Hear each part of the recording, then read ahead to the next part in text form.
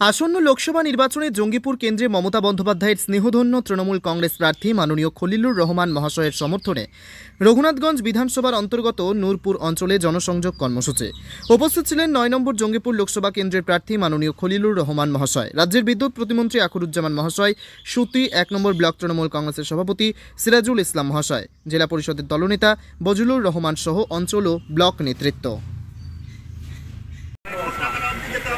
এটা হবে, এটা না করিও না। লোকসভা নির্বাচনে প্রচারে আমরা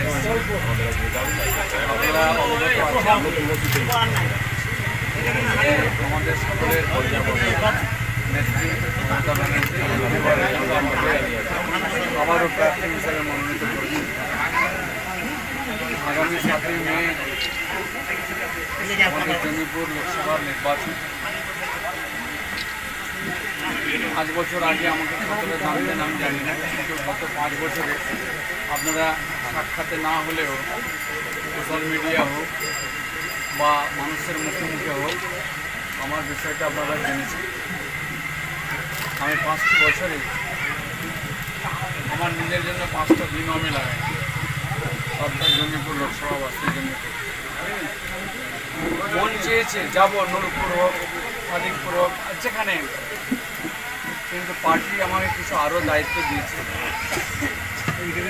কিছু সরকারি দায়িত্ব রয়েছে, যার ফলে হয়তো মন চেয়েছে কিন্তু আমি এগিয়ে যেতে সবটা পারিনি।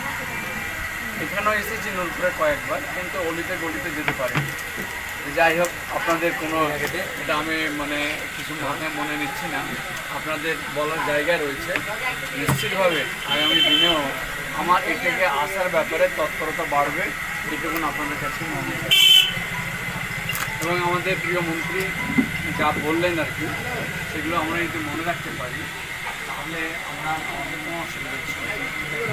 আজকে দেখতে পাবেন আমার বড় ভাই রয়েছে নাকি, যে আজ থেকে ২০১১ সালের আগে আমাদের এই জঙ্গিপুরের এলাকায় মহকুমায় আমাদের কী কী উন্নয়ন ছিল, কতটা আমরা এগোতে পেরেছিলাম, রাস্তাঘাট থেকে, স্কুল থেকে, কলেজ থেকে, আর আজ